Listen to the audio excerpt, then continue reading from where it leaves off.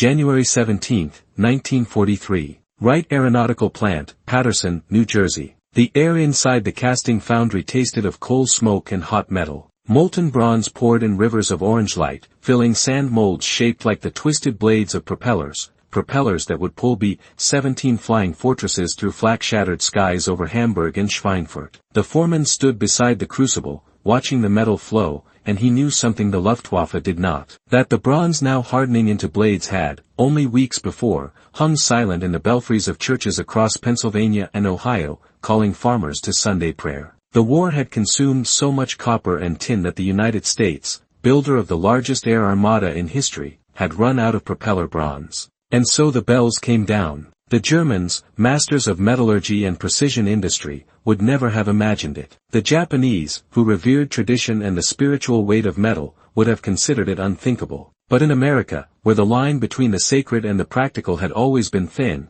the church bells rang one last time before they were loaded onto flatbed trucks and sent to the foundries. This is the story of how America melted the voices of God and reforged them into instruments of deliverance. January 17, 1943. Wright Aeronautical Plant, Paterson, New Jersey. The air inside the casting foundry tasted of coal smoke and hot metal. Molten bronze poured in rivers of orange light, filling sand molds shaped like the twisted blades of propellers that would pull B-17 flying fortresses through flak-shattered skies over Hamburg and Schweinfurt. The foreman stood beside the crucible, watching the metal flow, and he knew something the Luftwaffe did not. That the bronze now hardening into blades had, only weeks before, hung silent in the belfries of churches across Pennsylvania and Ohio, calling farmers to Sunday prayer. The war had consumed so much copper and tin that the United States, builder of the largest air armada in history, had run out of propeller bronze. And so the bells came down. This was not desperation.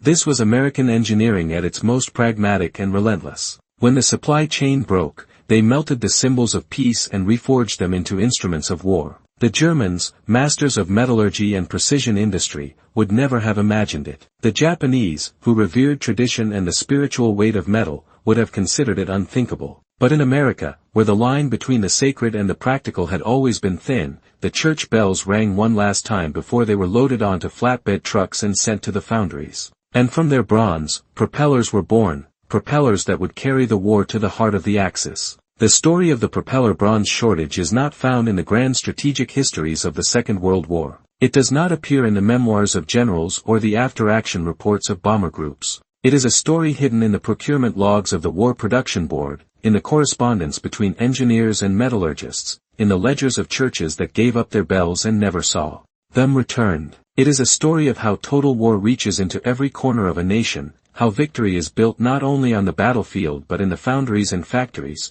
in the decisions of ordinary people who gave up what they cherished because they understood what was at stake. And it is a story that reveals something essential about America in 1943, that it was a country capable of transforming anything, even the voices of God, into tools of deliverance. By the winter of 1943, the United States had been at war for 13 months. The initial shock of Pearl Harbor had given way to a grim and methodical mobilization. Factories that once produced automobiles now built tanks. Shipyards that launched freighters now launched destroyers. The production targets set by the War Production Board were staggering: 50,000 aircraft in 1942, 100,000 in 1943. President Roosevelt had called for an arsenal of democracy, and American industry, with all its chaotic energy and improvisational genius, was racing to meet that call. But there was a problem that began deep in the earth, in the copper mines of Montana and Arizona, and in the tin smelters that depended on or shipped from the Dutch East Indies and Malaya, territories now under Japanese occupation. Propeller bronze is an alloy, approximately 90% copper, 10% tin, with trace amounts of lead and zinc. It is one of the oldest engineered materials in human history, used by the Greeks and Romans for weapons and tools, prized for its strength, its resistance to corrosion, and its ability to hold a fine edge even under immense stress. For aircraft propellers, bronze was ideal. The blades had to be light but strong, resistant to fatigue cracking, able to withstand the vibration of engines producing 2,000 horsepower. They had to function at 40,000 feet, where the air was thin and cold, and they had to do so for hundreds of hours without failure. The aluminum was too soft. Steel was too heavy. Bronze was perfect. But bronze required copper and tin, and by 1943, both were in desperately short supply. Copper was the lifeblood of modern war. It went into electrical wiring, into shell casings, into the coils of radar sets and the circuits of fire control computers. The United States produced more copper than any other nation, but even America's vast mines could not keep pace with demand.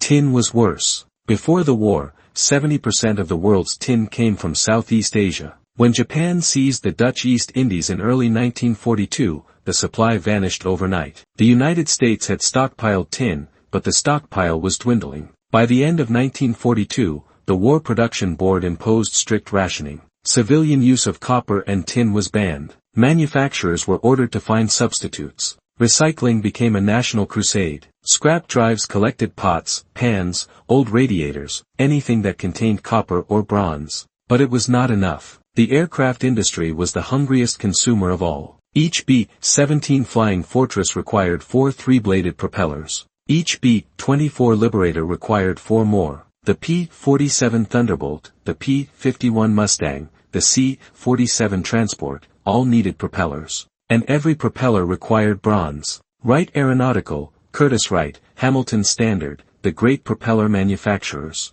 were producing blades at record rates, but their stockpiles of bronze were running dry. Engineers experimented with alternative alloys, aluminum bronze, steel, even magnesium, but none performed as well as the traditional copper-tin bronze. The blades cracked under load. They corroded in salt air. They failed in test runs. The engineers kept coming back to the same conclusion: they needed real bronze, and they needed it now. And so the call went out. The War Production Board issued a directive. Churches, towns, schools, anyone with bronze bells that were not in use, were urged to donate them to the war effort. It was framed as a request, not an order, but the language carried the weight of necessity. The bells would be melted down, refined, and recast into propeller blades. It was not a new idea. European nations had done the same in the First World War, and the Soviet Union had melted church bells to cast cannon. But in America, the symbolism struck deeper. The church bell was not merely a piece of equipment. It was a voice.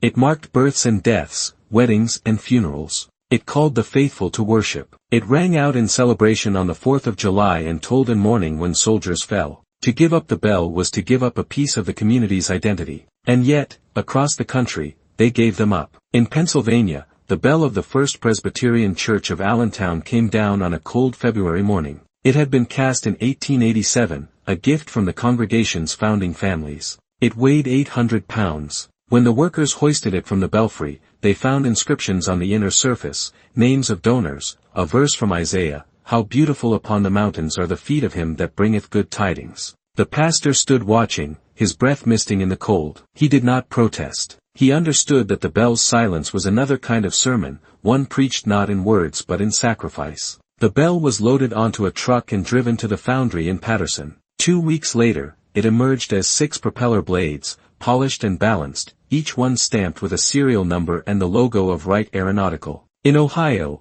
the bell of St. Michael's Catholic Church, which had rung every Sunday since 1902, was donated in March. In Iowa, a school bell that had called children to class for 30 years. In Tennessee, a fire bell that had warned the town of blazes and floods. Each bell carried a history, a story, a voice that had shaped the rhythm of daily life. And each was transformed, in the heat of the foundry, into something new, something that would carry young men across the Atlantic, over the forests of Germany, over the cities that the bell's own ancestors had once called home. There is a strange poetry in this, that the bronze which once called people to gather in peace now pulled bombers toward targets where peace had been shattered. The bells had always been instruments of community, now they were instruments of war. The transformation was complete, and irreversible. The German engineers who examined captured American propellers in 1943 were baffled by their quality. Luftwaffe intelligence reports noted that Allied propellers showed minimal wear even after hundreds of hours of operation. The blades held their pitch under extreme stress.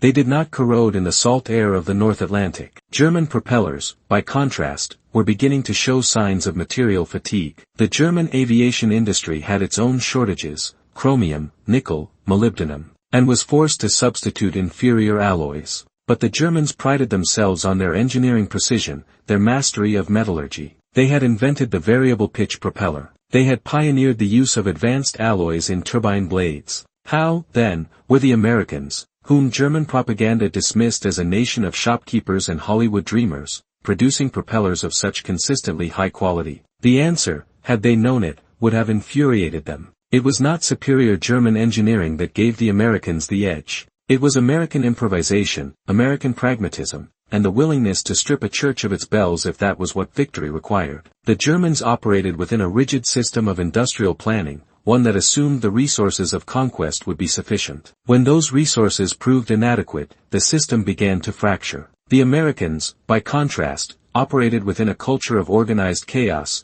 where the solution to a shortage was not to ration more strictly but to find a new source, any source, and exploit it. If that meant melting down bronze statues, they melted statues. If it meant reclaiming copper from old plumbing, they reclaimed it. If it meant taking the bells from churches, they took the bells. There was no hesitation, no sentimentality that outweighed the calculus of survival. The Japanese faced a similar shock. When P-51 Mustangs and P-47 Thunderbolts began escorting B-29 superfortresses over Tokyo in 1945, Japanese pilots noticed that the American propeller seemed almost indestructible. Even after taking machine gun fire, the blades continued to function. Japanese propellers, by contrast, were increasingly brittle, prone to cracking. Japan had lost access to its sources of tin and copper early in the war. Its engineers substituted wood and laminated composites, materials that performed adequately in calm conditions but failed under combat stress. The Japanese, who revered craftsmanship and the spiritual essence of materials,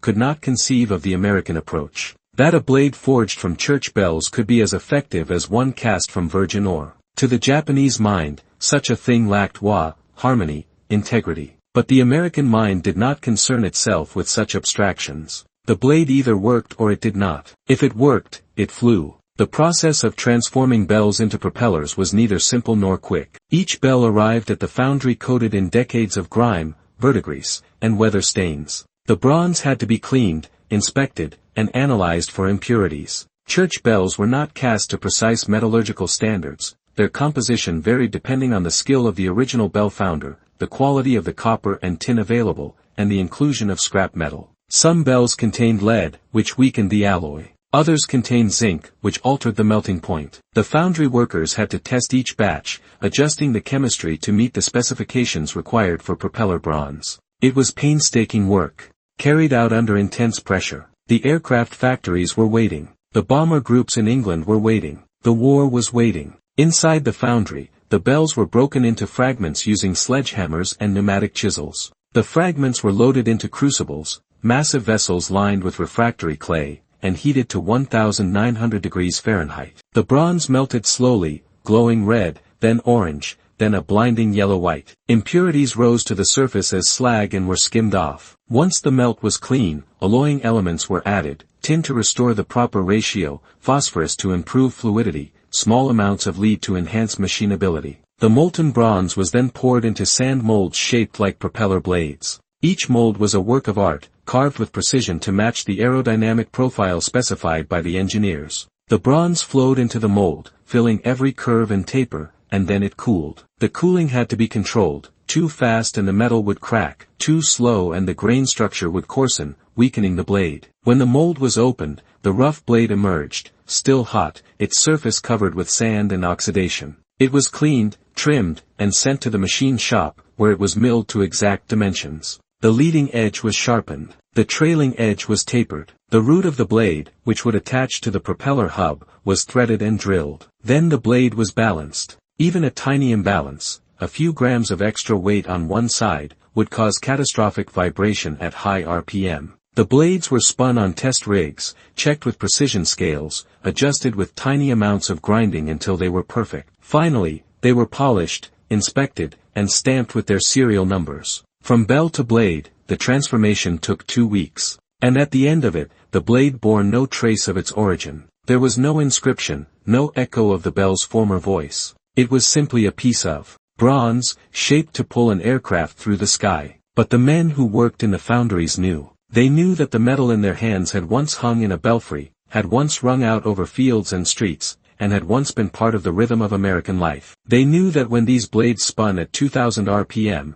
pushing a B-17 toward the coast of France, they were carrying with them the collective will of the people who had given up their bells. It was not sentimental knowledge. It was a practical one, a recognition that war is not fought only by soldiers but by entire societies, that victory is built from 10,000 small sacrifices, and that the line between the sacred and the necessary is often invisible until it is crossed. The propellers cast from church bells first saw combat in the spring of 1943, during the Allied bombing campaign over Germany. The 8th Air Force was ramping up its daylight raids, targeting factories, rail yards, and oil refineries deep inside the Reich. The missions were brutal. The German flak was precise and deadly. Luftwaffe fighters attacked in waves. Bomber losses were staggering. 10% per mission was not uncommon. But the bombers kept flying, and the propellers kept turning. The bronze blades, forged from bells that had once called people to prayer, now pulled aircraft through skies filled with fire and steel. In June 1943,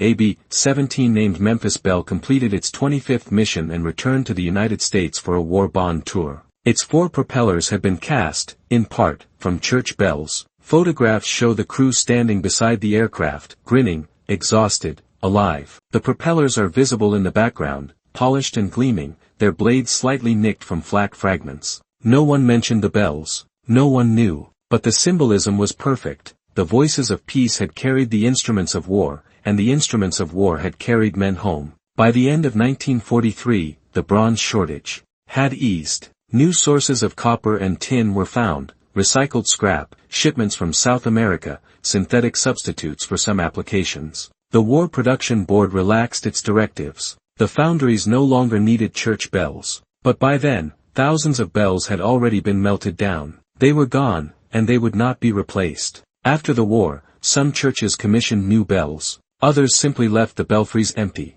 A few hung recordings of bells, played over loudspeakers, a mechanical imitation of the real thing. The loss was rarely spoken of. It was one sacrifice among many, one silence in a world that had been filled with the noise of war. But the propellers remained. They flew over Berlin and Tokyo, over the Rhine and the Pacific. They carried paratroopers to Normandy and supplies to Bastogne. They brought wounded soldiers home and ferried diplomats to peace conferences. And when the war ended, they did not disappear. Surplus propellers were sold to civilian airlines, to cargo companies, to bush pilots in Alaska and missionaries in Africa. The bronze that had been cast from church bells continued to turn, continuing to pull aircraft through the sky, long after the last shot was fired. In this way, the bells found a kind of immortality, not as voices of faith, but as instruments of motion, carrying people and goods across a world that the war had irrevocably changed. There is a foundry in Paterson, New Jersey, that still operates today. It no longer casts propeller blades. Modern propellers are made from composite materials, lighter and stronger than bronze. But the building remains, and if you walk through its halls, you can still see the old crucibles, the sand casting pits, the overhead cranes that once lifted molten metal. The air still smells of coal and oil. The floor is still stained with bronze that spilled 80 years ago. And if you listen carefully, in the hum of the ventilation system and the distant clang of machinery, you might hear an echo, not of bells, exactly, but of the transformation they underwent, the moment when they ceased to be symbols and became tools, when their voices were silenced so that others could speak. This is the lesson of the church bells, that in total war, nothing is too sacred to be sacrificed. Not bronze, not tradition, not even the voices that call communities to gather. The bells rang for generations, marking time, marking lives. And then, when the nation needed them, they were taken down, melted, and reborn. It was not a betrayal. It was a recognition that survival requires transformation,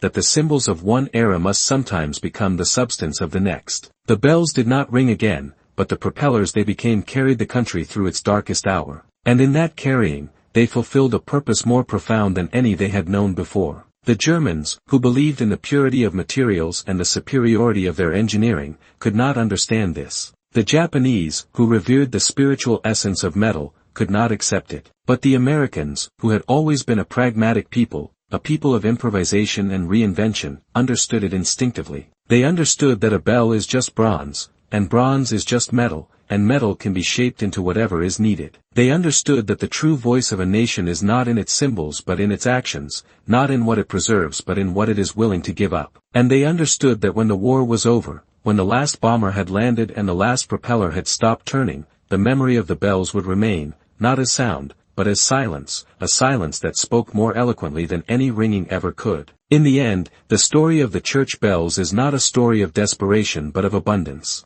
The abundance not of materials but of will. America in 1943 did not lack resources. It lacked a specific resource, at a specific time, and so it transformed what it had into what it needed. This is the essence of American industrial power, not the size of its factories or the skill of its engineers, but its capacity to adapt, to improvise, to take the impossible and make it routine. The bells came down because they had to. The propellers were cast because the war demanded it. And the aircraft flew because a nation of shopkeepers and Hollywood dreamers had decided that victory was not optional. The Germans expected to face an enemy crippled by shortages, an enemy forced to ration and conserve. Instead, they faced an enemy that melted church bells and kept building bombers. The Japanese expected to face an enemy weakened by distance and distraction. Instead, they faced an enemy that shipped propellers across the Pacific and never stopped producing. The Axis powers had bet that America's industrial strength was superficial, that beneath the surface lay a society too soft, too divided, too enamored with comfort to sustain a long war. They were wrong. The church bells proved them wrong. The bronze that once called farmers to Sunday prayer now pulled bombers through the skies over Hamburg and Tokyo, and the men who flew those bombers knew nothing of the bells, knew only that the engines roared and the propellers turned and the mission would be flown. That was enough. And so the bells were silenced, and in their silence, they spoke. They spoke of sacrifice and transformation, of a nation that understood that war is not fought with what you have but with what you are willing to become. They spoke of engineers who cast blades in the dead of winter, of pastors who watched their bells come down without protest, of factory workers who knew that the bronze in their hands had once rung out over their own hometowns. They spoke of a war that reached into every corner of American life, that demanded everything and was given everything, and that ended not because the enemy was stronger but because America refused to stop. The bells did not ring again, but their echo carried across the world, in the drone of engines and the roar of propellers, in the thunder of 10,000 bombers flying west toward the sunrise, toward victory, toward a future that the bells themselves had made possible. This is what the church bells taught, that freedom is not free, that abundance is not given but forged, and that sometimes the most sacred act is to take what you cherish most and give it to the fire. The bells burned, and from their ashes rose wings. And those wings carried America through the storm.